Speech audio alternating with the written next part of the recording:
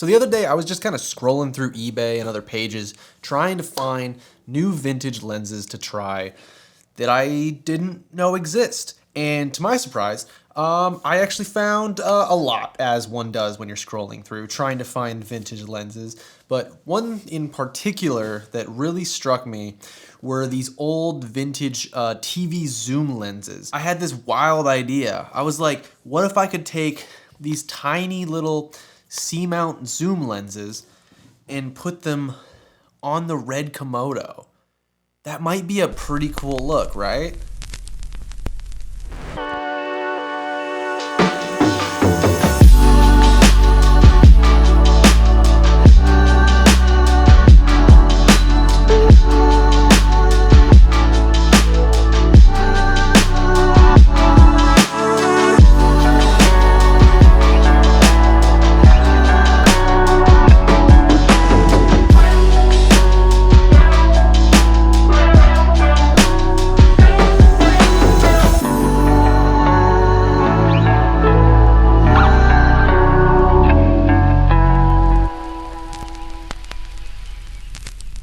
So now that you've seen this lens in action, why don't we talk about just what are TV zoom lenses? And they are these tiny little zooms, often with a C-mount, which is a tiny little screw mount, just itty bitty, tiny little itty bitty screw mount. And these lenses cover a Super 16 size sensor, so a very small image circle that these lenses produce.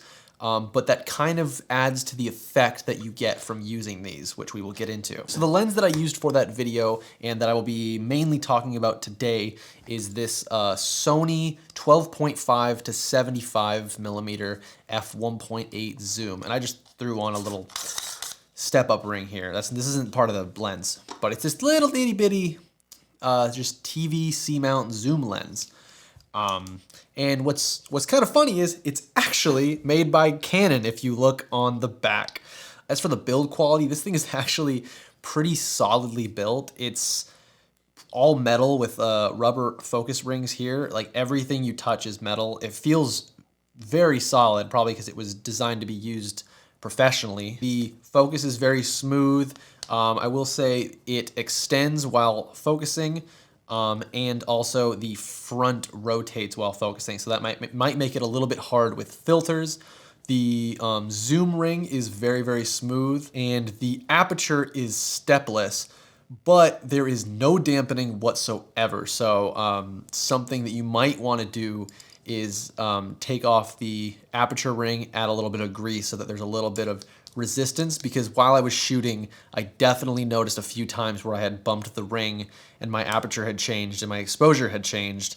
So that was a little bit annoying, but a very easy fix if you want to use this in a more professional setting. Also on the front of my particular lens, it appears like someone tried to service it or take it apart at some point, and they did not do a very good job. There are two little, I guess, scuffs in the front element. Thankfully, it's on the very edges, so it doesn't really cut into the focus, into the image circle whatsoever. I didn't notice it at all, which probably also helped me get this lens for a little bit of a cheaper price. Getting into adapting these lenses onto modern cameras, it's actually fairly tricky because C-mount has such a short flange distance. It's shorter than almost any like mirrorless mount that I've seen. So even if you adapt these to Micro Four Thirds or Canon RF or Sony, some of them will not reach infinity. Out of the ones that I currently have, this Sony one is the only one that will reach infinity at throughout the zoom range. I also have this Fujinon 12.5 to 75, so it's the same focal range as this lens here. And this is an f1.2, so it's much faster.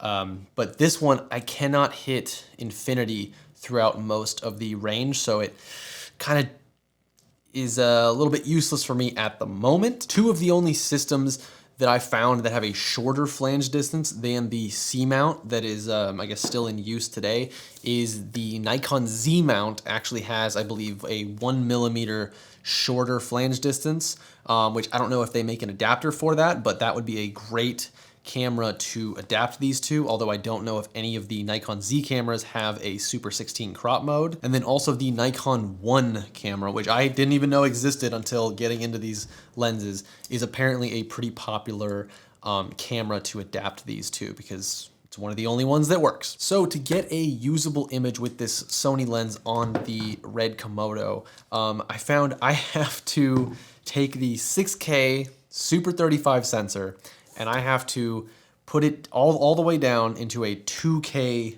crop mode. One thing to also note is if you want to adapt these lenses to Canon RF, the adapter might cost as much as the lens, if not more. The adapter, the only one that I found is by Kipon, I believe, and it was like $45, which isn't terrible, but when you can find these lenses for like $20 to $40, this little metal ring that costs more than an entire lens is a little bit like a hard pill to swallow, I guess. But why don't we get into the look that these lenses create, because I am in love with it. It is technically an extremely shitty lens, but artistically they look amazing. When I popped this lens onto my Komodo and I zoomed into that 2K crop, I was actually somewhat surprised at how sharp it was. It's not sharp, like sharp by any means. Like this isn't like Sigma quality. It's not sharp by any means, but I was surprised at how good a TV zoom lens from like the 80s or 90s cropped in on to 2K on a sensor. I was surprised at how sharp it was. So I threw a 10% moment Cine Bloom on it just to really sell the effect just a little bit more of that like kind of dreamy soft look. And I think it really added to the effect in that video. I think the fact that these lenses cover such a small image circle actually lends itself to the image, because there are a ton of people trying to recreate that Super 16 look or that Super 8 film look like in post really, but they're shooting on cameras that are like full frame or even like Super 35. So you'll get much shallower depth of field just naturally. And I think like a really great way to be able to achieve that look is to film on lenses that cover the same size image circle, because you're gonna get more noise, you're gonna get probably more artifacts, but it actually ends up selling the effect that you want even more. And the RED Komodo is actually the only camera that I have currently that can shoot in a Super 16 size mode, because the R6 doesn't do it. But I'm really glad that I ended up shooting this on the RED, because even though I'm shooting in that 2K crop, that really tiny 2K crop, I still get all the dynamic range out of a RED. I still get those 16 stops of dynamic range, and I still get that 16-bit raw image. So even though it's this little tiny image, I can still in post like push and pull it and get the exact like colors that I want. One thing that I really enjoy is the way that this lens flares. And it doesn't flare super easily, which I was kind of surprised about, because most vintage lenses, it's just a flare fest. It goes nuts. But these ones, it really only flared hard when I was pretty much shooting it like at the sun. I would have loved to shoot later in the day when the sun was lower and get some more backlit shots, but we were filming at midday, so you gotta use what you got. Whenever it hits some sunlight, you get all these like purple and orange circles or hexagonal, however many aperture blades it has. You get these like crazy shapes for every element that's in it, and it's an old zoom lens, so there's a ton of elements, there's a ton of glass in here, so you get this just like crazy like kaleidoscope looking flare, and I love it. But how much do these lenses cost? Because if they're expensive, there is no point. Unless you're doing a super stylized project, there is no reason to own these lenses. But thankfully, it's extremely cheap. These lenses are ridiculously cheap, probably because they are not the most popular things in the world, especially as far as vintage lenses go. These aren't Leica Rs. These are old TV zoom lenses that only cover a Super 16 crop. And for that, they're very affordable. I got this Sony TV Zoom lens for $40 on eBay. And after going through the prices, it seems like they sell for about $40 to $100, depending on the condition of them, which is pretty solid for what you get, and just a fun little thing to mess around with on an afternoon.